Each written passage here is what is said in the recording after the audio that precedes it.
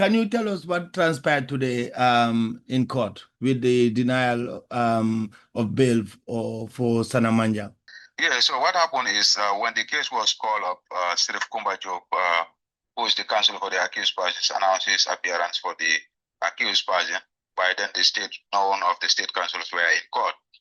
So when the matter was called, then counsel Job applied for a bail for the accused person, saying that the accused person, since he was remanded by the magistrate court, he was in custody up to today, and state has not filed any bill of indictment. So he should be granted bail pending the state filing a bill of indictment against the accused person. He also drew to the attention of the court that he has been denied access to his client, that Sana and the family too were denied, and they cannot better prepare him if they didn't have access to Sana to talk to him. And he asked the court to grant him bail so that they can have that access and discuss with him to prepare his defense. And also noted that he has a right to be presumed innocent until he's proven guilty by a competent court. And for what they are doing, they are denying him his right and treating him and victimizing him and other things. So those were the issues that he raised. But before we will finish his submission, the state came into the courtroom. And the state also argued that yes, even though he has a right, but he's charged with murder, and the law doesn't accept for somebody who is charged with murder to be granted bail.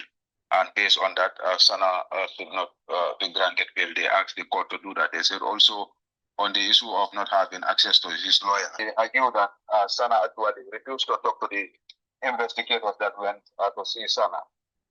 They went there to communicate with Sana, but Sana refused to talk to anybody, so they would not know whether Sana needed service of a lawyer or not, or he wants to talk to a family member. But hadn't been he accepted to talk to them, he will have communicated to them to tell them that he needed service of a lawyer or he wants to see his family and other things.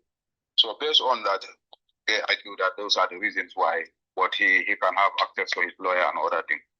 So that was the argument. In reply of point of law, Mr. Kumba Joba argued that the new criminal procedure code that is enacted already established that all the charges are bailable offense. Even more is bailable offense left to the discretion of the court. So all charges are bailable. So he should be granted bail, and that he is an accused person. And since there is no charges before the court, there is no bill of indictment, and the magistrate court, since the matter is transferred, the magistrate court charges now doesn't stand. So that means that the state should file a new charges against him. And since that charges are not there, they cannot actually, he should be granted bail so that he can go home. So these were the arguments that was made. So but in her decision, the presiding magistrate, who is CDK Jobade, actually denied the accused person that opportunity to be granted bail. She made it very clear that even though the matter is a transferred matter, which she actually know, and is charged and he was bailed, he said that is right, and the matter is transferred from a magistrate court, which is a competent court, because if you look at section 72A and B of the Criminal Procedure Act, it tells that when the magistrate transfer the court lack of jurisdiction, they should remand the person, and they have remanded the person, and he acted based on the practice direction, which is also a requirement of the law. That's number 1/2020.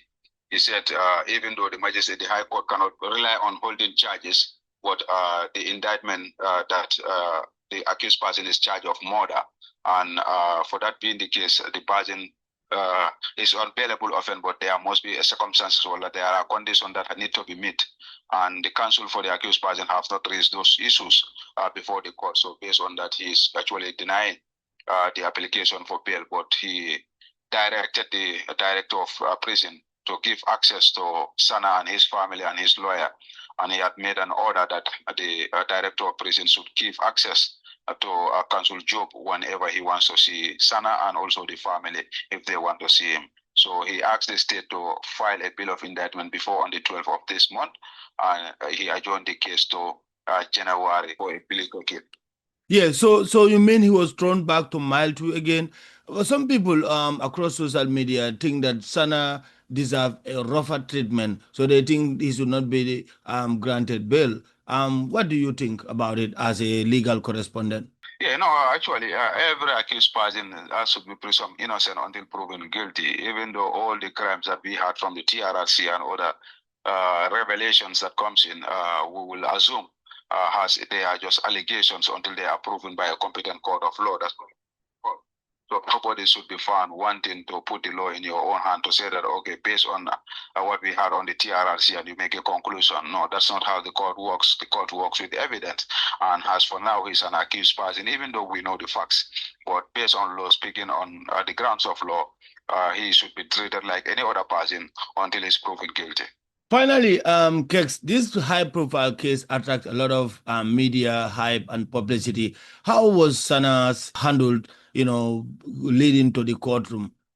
What can you tell us about the hype? Yes. Yeah, he was escorted by high-powered officers of almost a battalion that was escorted him to the Mile 2 with PIU officers. This time around, there's no military officers since he's handover now to Mile 2. He was escorted by prison riot guides and also the paramilitaries surrendered the entire court premises. Even the road going to the arch under the arch 22nd was actually closed, so that for security reasons, so cars were diverted, and paramilitaries are all over the places to make sure that he didn't have access, certain access. So this is precisely what happens in the court, and the court was full to its capacity. Every journalist, law students, even I see other magistrates that were attending the sittings. That shows you how interest public has in the case. Some of the journalists we didn't have seat and they have to stand outside, to rely on order of their colleague.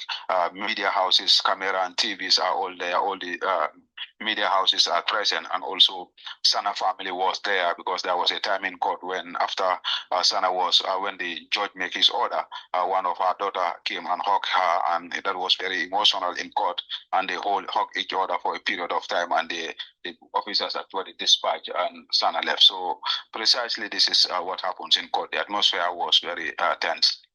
So you think the state is afraid of Sana, the implications of maybe a splinter group or people looking around in cases, court cases going on? I mean, there's a sort of fear about Sana, the implications of not making sure that there is proper security around him or around the premises where his case is being heard. Yeah, normally we know Sana, history tell us or what we learned from the revelations of the TRRC. Sana is just not an ordinary person like me and you. Sana was a former security officer and a high-profile security officer, and with the allegations leveled against him, these are high-profile persons. So that's, the state is preparing to know that this is not just an ordinary person, but this is an ex-soldier who has an experience. So they put all the mechanism in place to make sure that his safety and the safety of the public is put into consideration. On that note, thank you very much, Kemesseng Sanneh, commonly known as Kex, for updating us on this Sana Manjang's case. Thank you very much, and we wish you all the best. Stay safe. Thank you so much.